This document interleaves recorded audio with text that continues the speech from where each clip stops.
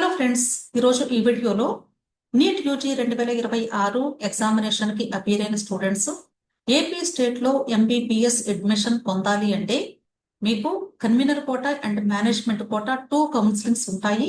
అయితే NEET UG results మీకు July 3వ వారంలో రిలీజ్ అయ్యే అవకాశం ఉంది. ఆ రిజల్ట్స్ అనౌన్స్ చేసిన వెంటనే ఆల్ ఇండియా కోటా కౌన్సిలింగ్, దానితో పాటు స్టేట్ కోటా కౌన్సిలింగ్ కూడా స్టార్ట్ అవుతుంది.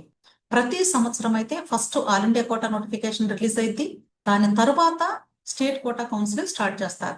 కానీ ఈ సంవత్సరం కొంత డిలే అయింది కాబట్టి ఖచ్చితంగా all India quota and state quota counselling రెండు కూడా ప్యారలల్ గా మీకు నోటిఫికేషన్స్ రిలీజ్ అవ్వచ్చు. అయితే ఈరోజు ఈ వీడియోలో నేను ఏపీ స్టేట్ లో ఎంబీబీఎస్ అడ్మిషన్ కోసం పార్టిసిపేట్ చేసే స్టూడెంట్స్ మీరు ఎన్ని కౌన్సిలింగ్స్ లో పార్టిసిపేట్ చేయాలి అని భావిస్తున్నారు, దీనికి సంబంధించి మీకు పూర్తి అవగాహన ఉండాలి అనే ఉద్దేశంతో కన్వీనర్ కోటా డేటాని అలాగే మేనేజ్మెంట్ కోటా డేటాని రెండింటినీ కూడా ప్రొవైడ్ చేస్తూ ఉన్నాను. ఓన్లీ స్టేట్ కోటా కౌన్సిలింగే కాదండి, కొద్దిమంది students all India quota counselling కూడా పార్టిసిపేట్ చేస్తారు. కాబట్టి ఈ 3 కౌన్సిలింగ్స్ లో మీరు ఎన్ని కౌన్సిలింగ్స్ లో పార్టిసిపేట్ చేయాలి అనుకుంటున్నారు, దీనికి సంబంధించి మీకు కంప్లీట్ అనాలిసిస్ ప్రొవైడ్ చేస్తాను. నేను ఇక్కడ శాంపుల్ గా ఒకటి ఎక్స్ప్లెయిన్ చేస్తాను, దాన్ని బట్టి మీరు మిగిలినవి అర్థం చేసుకోండి. ఒక బెస్ట్ ఎగ్జాంపుల్, ఎస్వి రీజన్ లో పీసీబీ కేటగిరీ స్టూడెంట్ 2025 సంవత్సరంలో 446 మార్కులతో 1,28,619 ఆల్ ఇండియా ర్యాంక్ తో లాస్ట్ సీటు జాయిన్ అయ్యారు. అంటే ఇంతకంటే తక్కువ స్కోర్ వచ్చినటువంటి స్టూడెంట్ కి ఇంకా పీసీబీ కేటగిరీ ఎస్వి రీజన్ లో సీట్ రాలేదు అని అర్థం. అయితే ఈ సంవత్సరం కూడా ఇలాగే ఉంటుందా ఖచ్చితంగా అంటే ఖచ్చితంగా ఇలాగే ఉంటుందని మాత్రం చెప్పలేం. కానీ ఆల్ ఇండియా ర్యాంక్ ని మాత్రమే మీరు గమనించాలి, ఇక్కడ స్కోర్ ని గమనించవద్దు. ఆల్ ఇండియా ర్యాంక్ సుమారుగా 1,28,619 ఉంది. అంటే ఈ సంవత్సరం కూడా సుమారుగా ఇక్కడ ఉన్నటువంటి ర్యాంక్ కి ఒక 5,000 లేదా 10,000 పెరగొచ్చు లేదా తగ్గొచ్చు. అయితే ఈ స్టూడెంట్ మరి కన్వీనర్ కోటా ఒక్కటే పార్టిసిపేట్ చేస్తే సరిపోతుందా అంటే ఖచ్చితంగా సరిపోదు.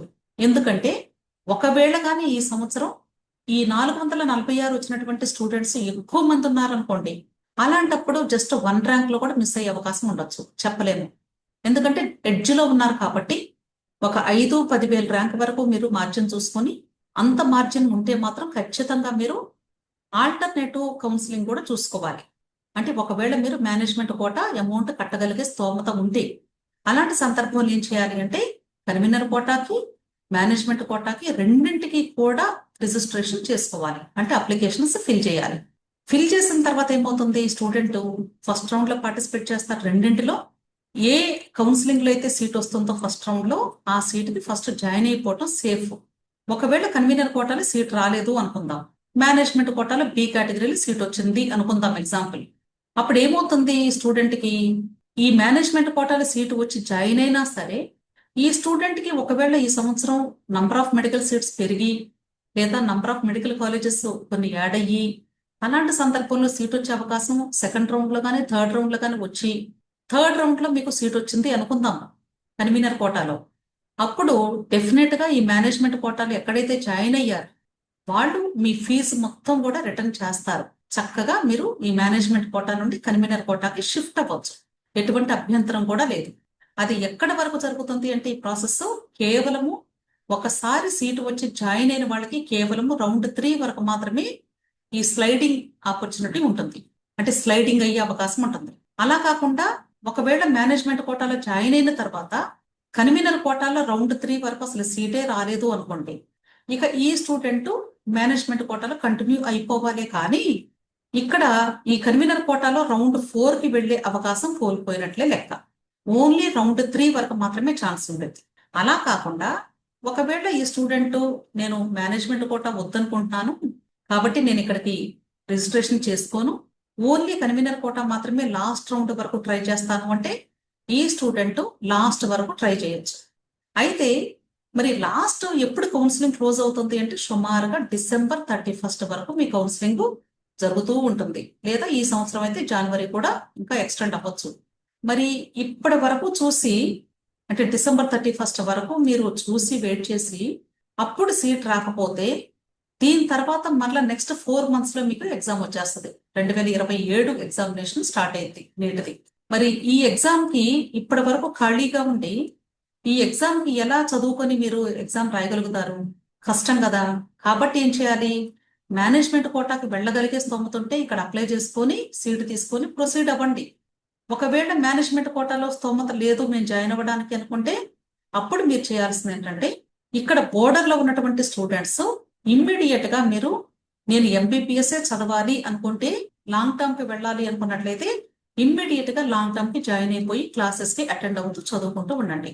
మీ పేరెంట్స్ ప్రతి రౌండ్ లో కూడా పార్టిసిపేట్ చేస్తారు. ఒకవేళ సీట్ వస్తే అప్పుడే మీరు లాంగ్ టర్మ్ లో మీ ఫీజు తీసుకొని వెనక్కి వచ్చేసేయచ్చు. అర్థమైంది కదా.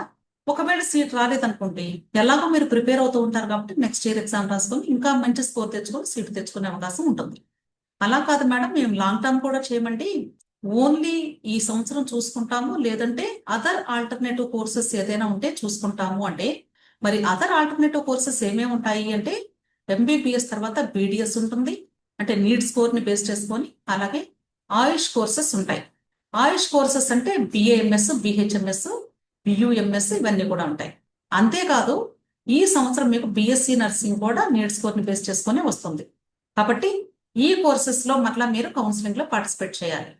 అయితే ఇక్కడ బీడిఎస్ తీసుకున్నట్లయితే మీరు ఎంబీబీఎస్ కి అప్లై చేసినటువంటి అప్లికేషన్ ని బీడిఎస్ కి కూడా వర్తిస్తుంది. సపరేట్ గా రిజిస్ట్రేషన్ బీడిఎస్ కి ఉండదు. ఒకవేళ ఇదే పీసీబీ కేటగిరీ స్టూడెంట్ కి ఒక 350 స్కోర్ మాత్రమే వచ్చింది అనుకుందాం ఎగ్జాంపుల్. ఈ స్టూడెంట్ బీడిఎస్ కి జాయిన్ అవ్వాలి అనుకుంటున్నారు. అయితే ఈ స్టూడెంట్ కి 100% అంటే సీట్ వచ్చే అవకాశం తక్కువ కనిపిస్తూ ఉంది, మనకే అర్థమవుతుంది ఇక్కడ మీకు కట్ ఆఫ్ చూస్తే. కాబట్టి ఈ స్టూడెంట్ ఏమనుకుంటారంటే నేను ఎంబీబీఎస్ కి ఇంకా పార్టిసిపేట్ చేయను, ఎలాగూ రాదు కదా, బీడిఎస్ కి అప్పుడు రిజిస్ట్రేషన్ చేసుకుందాం అనుకుంటారు. ఇక్కడ మీరు గమనించాల్సిన విషయం ఏంటంటే ఎంబీబీఎస్ కైనా బీడిఎస్ కైనా ఒకటే అప్లికేషన్ కాబట్టి ఎక్కువ స్కోర్ వచ్చిన వాళ్ళైనా లేదా బాగా తక్కువ స్కోర్ వచ్చిన వాళ్ళైనా సరే ఖచ్చితంగా మీరు ఎంబీబీఎస్ నోటిఫికేషన్ వచ్చిన టైంలో మాత్రమే మీరు రిజిస్ట్రేషన్ చేసుకోవాలి. కాకపోతే కౌన్సిలింగ్ అంటే వెబ్ ఆప్షన్స్ ప్రాసెస్ మాత్రం ఎంబీబీఎస్ థర్డ్ రౌండ్ అయిపోయిన తర్వాత బీడిఎస్ స్టార్ట్ అవుతాయి. అర్థమైంది కదా. వెబ్ ఆప్షన్స్ మాత్రమే సపరేట్ గా జరుగుతాయి 4 రౌండ్స్. అంతేగాని అప్లికేషన్ మాత్రం ఒకటే ఉంటుంది. కాబట్టి తక్కువ స్కోర్ వచ్చిన వాళ్ళు కూడా దయచేసి బీడిఎస్ జాయిన్ అవ్వాలి అనుకుంటే ఎంబీబీఎస్ అప్లికేషన్ ఫిల్ చేసి మీరు పార్టిసిపేట్ చేయాలి. అది కన్వీనర్ కోట అవ్వచ్చు లేదా మేనేజ్మెంట్ కోట అవ్వచ్చు, ఏదైనా సరే ఒకటే అప్లికేషన్ ఉంటుంది. మీకు కౌన్సిలింగ్ మాత్రమే డిఫరెంట్ గా జరిగింది. అర్థమైంది కదా. కౌన్సిలింగ్ అంటే వెబ్ ఆప్షన్స్ మాత్రమే సపరేట్ గా పెట్టుకుంటారు. క్లియర్. సో ఇప్పుడు ఈ పీసీపీ కేటగిరీ స్టూడెంట్ కి 446కి ఒకవేళ ఈ సంవత్సరం సీట్ రాలేదు అనుకుంటే ఈ ర్యాంకర్ కి ఇక్కడ మేనేజ్మెంట్ కోటా కూడా వద్దు అనుకున్నట్లయితే, అలాగే లాంగ్ టర్మ్ కూడా వద్దు అనుకున్నట్లయితే ఇంకొక ఆప్షన్ ఉంది కదా, ఆల్ ఇండియా కోటా కౌన్సిలింగ్ ఉంది. ఇప్పుడు ఏమనుకుంటారు అంటే అంటే చాలా మంది సలహా ఏమిస్తారంటే స్టూడెంట్ కి ఆల్ ఇండియా కోటాలో చాలా తక్కువ స్కోర్ వచ్చినా కూడా సీట్ వస్తుందంట, దానికి మాత్రం మిస్ అవ్వకుండా అప్లై చేసుకోండి అని సలహా ఇస్తూ ఉంటారు సహజంగా. అయితే ఇక్కడ మీరు గమనించాల్సిన ఒక్కటేనండి, సింపుల్ సెంటెన్స్ చెప్తాను ఇక్కడ మీకు. స్టేట్ కోటాలో మీ కేటగిరీలో ఫ్రీ సీట్ వచ్చే అవకాశం లేదు అంటే 100% ఆల్ ఇండియా కోటాలో సీట్ వచ్చే అవకాశమే లేనట్లు లెక్క. మీ సొంత రాష్ట్రంలో మీ కేటగిరీలో ఫ్రీ సీట్ అంటే కన్వీనర్ కోటా సీట్ కానీ వచ్చే అవకాశం లేదు అంటే అంటే వీళ్ళెవ్వరికీ కూడా ఇక్కడ సీట్ రావట్లేదు అంటే వాళ్ళ కేటగిరీలో వీళ్ళకి ఎవ్వరికీ కూడా ఆల్ ఇండియా కోటాలో మాత్రం 100% సీట్ వచ్చే అవకాశమే ఉండదు. ఎందుకు ఈ విషయాన్ని తెలియజేస్తూ ఉన్నానంటే ఇక్కడ బీసీఏ నుండి ఈ వరకు వీళ్ళందరూ కూడా ఓబీసీ కేటగిరీ కిందకే వస్తారు ఆల్ ఇండియా కోటాలో. అంతేకాదు ఈ 5 కేటగిరీస్ ఓన్లీ ఫ్రమ్ 1 స్టేట్ కాదు, ఇండియాలో ఎన్ని స్టేట్స్ ఉన్నాయో అన్ని స్టేట్స్ నుండి ఈ 5 కేటగిరీ స్టూడెంట్స్ కలిపి ఓబీసీ కేటగిరీలో పార్టిసిపేట్ చేస్తారు. మీ సొంత రాష్ట్రంలో మీకు సపరేట్ గా కేటాయించిన సీట్లలోనే మీకు రాకపోతే ఆల్ ఇండియా కోటాలో అందరూ కలిపి పార్టిసిపేట్ చేసేటప్పుడు మీకు ఎలా వస్తుంది? అర్థమైంది కదా నేను చెప్పిన పాయింట్. సో 100% ఆల్ ఇండియా కోటాలో ఖచ్చితంగా మీరు చిట్ట చివరి రోజు వరకు ఉన్నా సరే రాదు, అది ఫిక్స్ అవ్వండి. ఫిక్స్ అయ్యి మీరు లాంగ్ టర్మ్ కి వెళతారా లేకపోతే ఆల్టర్నేటివ్ బీడిఎస్ ఆయుష్ ఇంకా వేరే కోర్సెస్ వెళ్తారా నిర్ణయించుకోండి. అంతేగాని అనవసరంగా కౌన్సిలింగ్ లో టైం వేస్ట్ చేసుకుంటూ అప్లికేషన్స్ పెట్టుకొని వస్తుంది అని వెయిట్ చేయదు. అర్థమైంది కదా. సో ఇలాగా మీరు ఏ కేటగిరీ తీసుకున్నా సరే అర్థం చేసుకోవాలి. క్లియర్. ఇంకొక క్లారిటీ ఇవ్వాలి అనుకుంటున్నాను. చాలా మందికి ఉన్న డౌట్ ఏంటంటే ఈడబ్ల్యూఎస్ కేటగిరీ గురించి డౌట్ ఉంది. అంటే వాళ్ళు నీట్ ఎగ్జామ్ అప్లికేషన్ ఈడబ్ల్యూఎస్ పెట్టుకున్నారు, ఇక్కడ కౌన్సిలింగ్, ఇక్కడ లాస్ట్ ర్యాంక్ చూస్తే ఈడబ్ల్యూఎస్ లో 502 ఉంది, ఓసీకి 486 ఉంది. అలాగే ఇక్కడ కూడా సేమ్, అంటే ఈడబ్ల్యూఎస్ కి ఎక్కువ ఉంటుంది, ఓసీకి తక్కువ ఉంటుంది కట్ ఆఫ్. దీని అర్థం ఏంటంటే మీరు ఈడబ్ల్యూఎస్ సర్టిఫికెట్ పెట్టుకున్నంత మాత్రాన 502 కంటే తక్కువ వచ్చిన వాళ్ళందరికీ కూడా సీట్ రాదు అని కాదు అర్థం. అసలు ఈడబ్ల్యూఎస్ కేటగిరీ అంటే ఎవరు? ఓసీ కేటగిరీలో ఎకనామికల్లీ వీకర్ సెక్షన్ క్యాండిడేట్స్ కి ఒక 10% సీట్లు సపరేట్ గా ఇస్తున్నారు అంతే. ఇవి ఎక్కువగా గవర్నమెంట్ కాలేజెస్ లో మాత్రమే ఉంటాయి సీట్స్.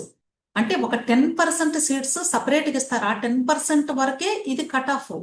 అంతేగాని ఈ 502 నుండి నెక్స్ట్ స్టూడెంట్స్ 486 వరకు ఈడబ్ల్యూఎస్ గాని ఓసీ గాని అందరూ కూడా కలిపి ఓసీ కేటగిరీలో సీటు తీసుకునే అవకాశం ఉంది. అర్థమైంది కదా?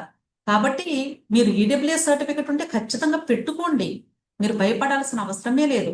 ఒకవేళ మీకు స్కోర్ తక్కువైతే దీని తర్వాత మీకు ఎలాగో ఓసీ కేటగిరీలో చెక్ చేస్తారు, వాళ్ళు ఆటోమేటిక్ గా సాఫ్ట్వేర్ చెక్ చేస్తుంది. కాబట్టి ఒకవేళ మీకు 500 మార్క్స్ వచ్చాయనుకోండి, అప్పుడు మీకు ఎక్కడ వస్తుంది సీట్ అంటే ఇక్కడ ఓసీ కేటగిరీలో ఖచ్చితంగా సీట్ వచ్చేస్తుంది. అంతేగాని మీకు సీట్ రాదు కాబట్టి మేము ఈడబ్ల్యూఎస్ పెట్టుకోమని భయపడాల్సిన అవసరమే లేదు. క్లియర్? నెక్స్ట్ ఇక్కడ ఏయూ అంటే తెలుసు, ఏయూ కాలేజెస్ లో ఈ కేటగిరీ స్టూడెంట్స్ కి ఉన్నటువంటి కట్ ఆఫ్ ఇదంతా కూడా ఇంక్లూడింగ్ మైనారిటీ. అలాగే ఎస్వియుకి ఇచ్చాను. ఇక్కడ లాస్ట్ చూస్తే ఏపీయూఆర్ ఉంది, అంటే ఏపీ అన్రిజర్వ్డ్ కేటగిరీ. మరి ఈ ఏపీయూఆర్ అంటే ఏంటంటే మనకి 15% నాన్ లోకల్ కేటగిరీలో పార్టిసిపేట్ చేసే స్టూడెంట్స్ ఉన్నారు. వీళ్ళు ప్లస్ ఏయు ఎస్వియు అందరు కలిపి ఈ సీట్స్ కి కాంపిటేటర్స్. అంటే ఈ 3 కేటగిరీ స్టూడెంట్స్ కూడా ఉంటారు ఇక్కడ. అంతేగాని ఓన్లీ నాన్ లోకల్ వాళ్ళకి సపరేట్ గా 15% మొత్తం ఇచ్చేయరు. ఇక్కడ ఆర్డర్ ఆఫ్ మెరిట్ లో ఫస్ట్ ఫిల్ చేసేది ఏపీయూఆర్ సీట్స్ ఫిల్ చేస్తారు. అంటే మెరిట్ ని బేస్ చేసుకొని ఫిల్ చేస్తారు. ఇక్కడ లోకల్ నాన్ లోకల్ అనేది చూడరు. అర్థమైంది కదా? సో ఏపీయూఆర్ సీట్స్ ఫిల్ అయిపోయిన తర్వాత అప్పుడు లోకల్ సీట్స్ ఫిల్ అవుతాయి. కాబట్టి ఇక్కడ ఏయు ఎస్వియు నాన్ లోకల్ అందరూ కలిపి మెరిట్ వైజ్ గా ఓపెన్ కేటగిరీ సీట్స్ ని తీసుకుంటారు ఇక్కడ. క్లియర్? అలాగే ఇక్కడ మీకు ఒక డౌట్ రావచ్చు, మరి రిజర్వేషన్ కూడా ఉంది కదా మేడం అని. ఏపీయూఆర్ కేటగిరీలో కూడా రిజర్వేషన్స్ ని ఇంప్లిమెంట్ చేస్తారు. ఇక్కడ మీరు బీసీఏ తీసుకోండి, 459 ఉంది. అంటే ఇక్కడ కూడా సేమ్, ఈ బీసీఏ కేటగిరీలో కూడా నాన్ లోకల్స్ ఉంటారు, ఏయూ వాళ్ళు ఉంటారు, ఎస్వియు వాళ్ళు ఉంటారు ఇక్కడ సీట్స్ కి.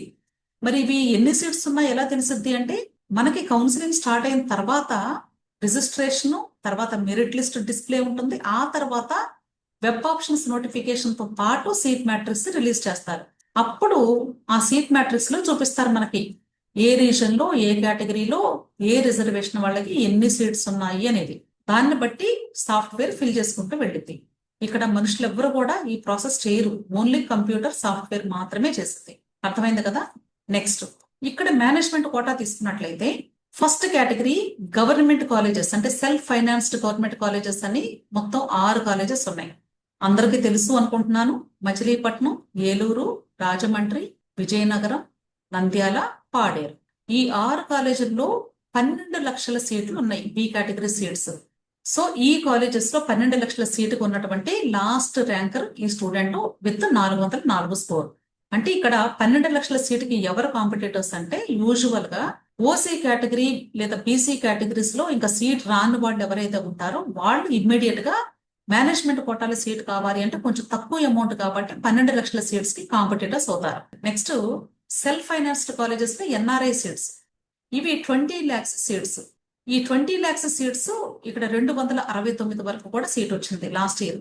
ఇక్కడ గమనించాల్సింది ఏంటంటే సెల్ఫ్ ఫైనాన్స్డ్ కాలేజెస్ లో 4.5 years కి 12 లక్షల చొప్పున కట్టించుకుంటారు సంవత్సరానికి.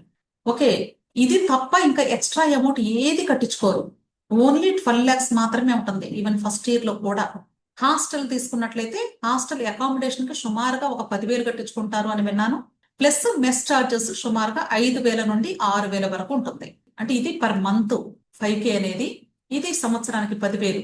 సో ఇది మాత్రమే సెల్ఫ్ ఫైనాన్స్డ్ కాలేజెస్ లో బి కేటగిరీకి ఉన్నటువంటి ఫీ స్ట్రక్చర్. అదే మీరు ఎన్ఆర్ఐ కేటగిరీ తీసుకుంటే, అంటే ఈ కేటగిరీ తీసుకుంటే 20 లక్షలు అని చెప్పాను కదా, ఇక్కడ కూడా సేమ్ అండి. 4.5 సంవత్సరాలకి 20 లక్షల చొప్పున సంవత్సరానికి కట్టించుకుంటారు. ఇక్కడ కూడా సేమ్, ₹1 కూడా ఎక్స్ట్రా ఏమీ కట్టించుకోరు. హాస్టల్ కూడా సేమ్ అలాగే ఉంటుంది. Clear? Next Padmavati medical college లో మేనేజ్మెంట్ కోటాలో ఓన్లీ ఎన్ఆర్ఐ సీట్స్ మాత్రమే అవైలబుల్ గా ఉంటాయి.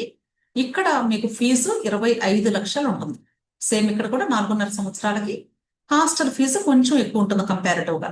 ఎందుకంటే ఇది అటానమస్ కాలేజీ కాబట్టి, అంటే ప్రైవేట్ కాలేజ్ కంటే తక్కువ ఉంటుంది, గవర్నమెంట్ కాలేజెస్ కంటే కొంచెం ఎక్కువ ఉంటుంది. నెక్స్ట్ నాన్ మైనారిటీ కాలేజెస్ లో B1 కేటగిరీ అన్నారు కదా. B1 అంటే నాన్ లోకల్ కేటగిరీలో ఫిల్ చేసేటువంటి సీట్స్. నాన్ లోకల్ అంటే మీనింగ్ ఏంటి? అగైన్ సేమ్, అంటే ప్యూర్ నాన్ లోకల్ అని కాదు, అంటే అన్రిజర్వ్డ్ సీట్స్ అని అర్థం చేసుకోవాలి. అంటే నాన్ లోకల్ ఉంటారు, అంటే ఏపీకి నాన్ లోకల్ స్టూడెంట్స్ ఎవరైతే ఉంటారో వాళ్ళు, ప్లస్ లోకల్ స్టూడెంట్స్ అందరు కలిపి తీసుకున్నటువంటి సీట్స్. ఇక్కడ కూడా అంతే, ఫస్ట్ B1 కేటగిరీ ఫిల్ చేశాకే అప్పుడు B2 కేటగిరీ ఫిల్ చేస్తారు లోకల్ స్టూడెంట్స్, గుర్తుంచుకోండి. ఓకే, ఎందుకంటే ఇక్కడ ఆర్డర్ ఆఫ్ మెరిట్ ప్రకారం కొద్దిమంది local students B1 category seats లో ఫిల్ అయిపోతారు. ఆ తర్వాత స్టూడెంట్స్ ఎవరైతే లోకల్ స్టూడెంట్స్ ఉంటారో వాళ్ళకి మాత్రమే ఇచ్చేటువంటి seats B2 seats, non minority colleges, private colleges లో.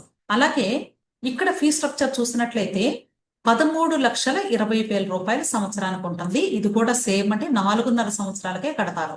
కాకపోతే ఓన్లీ ఫస్ట్ ఇయర్ మీరు సుమారుగా ఒక 2 లక్షల వరకు, అంటే అప్రాక్సిమేట్ గా చెప్తున్నాను, 1,75,000, 1,85,000 లేదా 2 లక్షలు ఇలా కట్టించుకుంటారు ఒక్కొక్క కాలేజ్ వాళ్ళు ఒక్కొక్క విధంగా. ఇది ఓన్లీ ఫస్ట్ ఇయర్ కి మాత్రమే. 2వ సంవత్సరం నుండి మాత్రం ఓన్లీ 13,20,000 మాత్రమే కట్టించుకుంటారని విన్నాను. క్లియర్. నెక్స్ట్ హాస్టల్ తీసుకున్నట్లయితే ఇక్కడ AC rooms, non AC rooms అలా కాంబినేషన్స్ తీసుకుంటే 1.5 నుండి 3 lakhs వరకు కూడా ఉంది సంవత్సరానికి హాస్టల్ ఫేర్. ఓకే, నెక్స్ట్ అలాగే ఇక్కడ మైనారిటీ కాలేజెస్ లో కూడా మనకి సపరేట్ గా ఫిల్ చేస్తారు. అంటే ఓన్లీ ముస్లిం మైనారిటీ స్టూడెంట్స్ కి మాత్రమే ఇక్కడ సీట్స్ ఇస్తారు.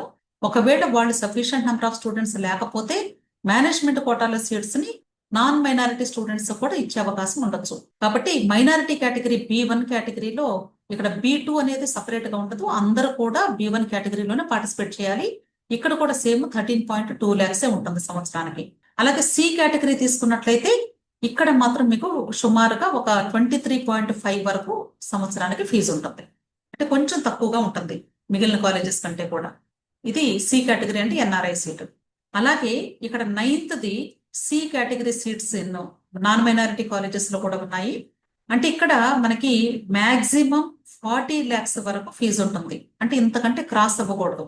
ఓన్లీ ఎన్ఆర్ఐ మంగళగిరిలో మాత్రమే టోటల్ అమౌంట్ కట్టించుకుంటారు. మిగిలిన అన్ని కాలేజెస్ లో కూడా కొంచెం తక్కువ అమౌంట్ కట్టించుకుంటారు. మినిమం మాత్రం 25 lakhs సంవత్సరానికి ఉంటుంది. ఇక్కడ కూడా స్కోర్ ను బట్టి ఫీజు ఉంటుంది. ఇదైతే మీరు కొంచెం ముందుగానే వెళ్ళి మేనేజ్మెంట్ తో మాట్లాడుకొని దాని ప్రకారంగా పేమెంట్ చేసుకోవాలి. అంతా ఆన్లైన్ పద్ధతిలోనే జరుగుతుంది వెబ్ ఆప్షన్స్ ప్రాసెస్ అంతా కూడా, కానీ ఫీజు మాత్రమే మీరు ముందుగా మాట్లాడుకోవాలి NRI category non minority colleges లో. అర్థమైంది కదా. అలాగే ముస్లిం మైనారిటీ C కేటగిరీ ఫీజు కూడా అంతే. ఇక్కడ 23.5 అయినా సరే మీరు వెళ్ళి మాట్లాడుకోవచ్చు. అర్థమైంది కదా. ఇంకొక చిన్న క్లూ ఇస్తానండి ఇక్కడ మీ అందరికీ కూడా.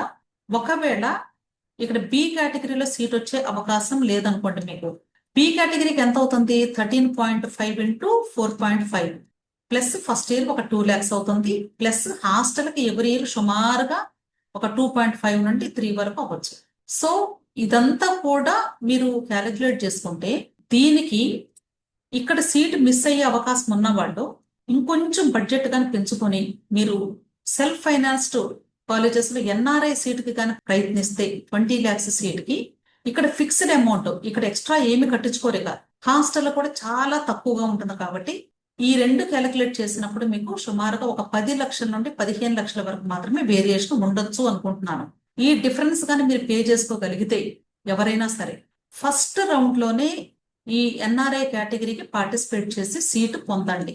ఒకసారి సెల్ఫ్ ఫైనాన్స్డ్ కాలేజెస్ లో ఫస్ట్ రౌండ్ లో సీట్స్ కానీ అయిపోతే సెకండ్ రౌండ్ కి ఎన్ఆర్ఐ సీట్స్ చాలా వరకు కూడా ఇంకా మీకు వేకెన్సీ ఉండదు. ఎందుకంటే ఇక్కడ చాలా లీస్ట్ స్కోరర్స్ రీజనబుల్ అమౌంట్ కి జాయిన్ అవుతారు. కాబట్టి ఇక్కడ 25 లక్షల కంటే ఎక్కువ పెట్టుకునే కంటే 20 లక్షలకి విత్ నో ఎక్స్ట్రా ఫీ ఇది తక్కువ బడ్జెట్ లో దొరుకుతుంది. కాబట్టి ఈ సీటుకి చాలా హై డిమాండ్ ఉంటుంది. అర్థమైంది కదా. కాబట్టి ఎవరైనా సరే మీరు B కేటగిరీ కంటే ఒక 15 లక్షల వరకు మీరు పెట్టుకోగలిగే స్తోమత ఉంటే మాత్రం ఫస్ట్ రౌండ్ లోనే ఎన్ఆర్ఐ డాక్యుమెంట్స్ అన్ని కూడా ఇప్పుడే సిద్ధం చేసుకొని రిజిస్ట్రేషన్ టైంలో అప్లోడ్ చేసి ఫస్ట్ రౌండ్ లో ఈ 20 lakhs సీటు ఎన్ఆర్ఐ సీటు పొందితే మీకు సీటు మినిమం గ్యారంటీ వస్తుంది. అర్థమైంది కదా. కాబట్టి మీరు ఇలా కౌన్సిలింగ్ ని అర్థం చేసుకోవాలి. అంతేగాని చాలా మంది గమనిస్తూ ఉన్నాను, అంటే కంటిన్యూస్ గా ఫోన్ కాల్స్ చేస్తూనే ఉన్నారండి. ఇప్పుడు నేను మీ అందరికి ఏదైతే ఎక్స్ప్లెయిన్ చేశానో ఇవి రోజు నేను ఫోన్ కాల్స్ లో ఎవరో ఒకరికి చెప్తూనే ఉన్నాను డైలీ. ఎందుకంటే వాళ్ళు ఫోన్ చేసి అడుగుతూ ఉంటారు. ఇది కౌన్సిలింగ్ స్టూడెంట్ ఫ్యూచర్ కాబట్టి నేను కాదనలేక వాళ్ళకి ఎక్స్ప్లెయిన్ చేయాల్సి వస్తుంది. కానీ అది చాలా కష్టంగా ఉంది. దయచేసి అర్థం చేసుకోండి. మీరు సీటు వస్తుందా లేదా, ఏ కౌన్సిలింగ్ లో పార్టిసిపేట్ చేయాలి, ఇవన్నీ అడగటానికైతే నాకు ఫోన్ చేయొద్దండి దయచేసి. మీకు ఒకవేళ పెయిడ్ సర్వీసెస్ కావాలి అంటేనే దయచేసి 6303235115 కి ఫోన్ చేయండి. అంతేగాని మీకు డౌట్స్ ఉంటే మాత్రం టెలిగ్రామ్ గ్రూప్ లింక్ నేను వీడియో క్రింద డిస్క్రిప్షన్ లో ఇస్తున్నాను, అలాగే కమెంట్ సెక్షన్ లో కూడా పిన్ చేస్తాను. ఆ లింక్ ని క్లిక్ చేసి టెలిగ్రామ్ గ్రూప్ లో జాయిన్ అవ్వండి. మీరు టెలిగ్రామ్ గ్రూప్ లో జాయిన్ అయితే మీకు వచ్చే డౌట్స్ ని క్లారిఫై చేసుకోవటమే కాదండి, మీరు కౌన్సిలింగ్ ని మిస్టేక్స్ లేకుండా చేసుకుంటారు. గుర్తుంచుకోండి. Last but not the least ఏంటంటే నేను చెప్పే పాయింట్, మీకు ఎంత స్కోర్ వచ్చింది అనేది కాదు ఇక్కడ ఇంపార్టెంట్. మీరు కౌన్సిలింగ్ లో ఎలా పార్టిసిపేట్ చేస్తున్నారు, ఎలాంటి మిస్టేక్స్ చేస్తున్నారు, ఎంత అవగాహన ఉంది మీకు కౌన్సిలింగ్ మీద. ఈ 3 ఫ్యాక్టర్స్ మీ పిల్లల భవిష్యత్తుని నిర్ణయిస్తాయి. గుర్తుంచుకోండి. కాబట్టి ఎవరైనా సరే పెయిడ్ కౌన్సిలింగ్ కావాలి అంటే ఈ నెంబర్లో అప్రోచ్ అవ్వండి. సో అర్థమైంది అనుకుంటున్నాను. మిగిలిన రిమైనింగ్ కాంబినేషన్స్ అన్ని కూడా మీరు ఇలాగే అర్థం చేసుకోవాలి అని, కౌన్సిలింగ్ లో ఎటువంటి మిస్టేక్ లేకుండా చేసుకోమని మీ అందరినీ కూడా రిక్వెస్ట్ చేస్తూ, దయచేసి మీకు తెలియకపోతే మెంటర్షిప్ లో జాయిన్ అవ్వండి. మెంటర్షిప్ అంటే మీనింగ్ ఏంటంటే టెలిగ్రామ్ గ్రూప్ అవ్వచ్చు లేదా పెయిడ్ కౌన్సిలింగ్ అవ్వచ్చు. ఈ రెండింటిలో ఏదో ఒకటి తీసుకోండి. టెలిగ్రామ్ గ్రూప్ లో ఉంటే మీ సొంతగా మీరే చేసుకోవాలి. డౌట్స్ వస్తే క్లారిఫై చేస్తాము, నోటిఫికేషన్స్ వచ్చినప్పుడు అప్డేట్స్ ఇస్తాము. మీకు కావాలి అంటే వాయిస్ మెసేజెస్ ద్వారా కూడా మీకు ఆన్సర్ ఇస్తాము. అదే మీరు పెయిడ్ కౌన్సిలింగ్ తీసుకుంటే రిజిస్ట్రేషన్ మొదలు మీరు చిట్ట చివరి రోజు కాలేజ్లో జాయిన్ అయ్యేంత వరకు నాదే రెస్పాన్సిబిలిటీ.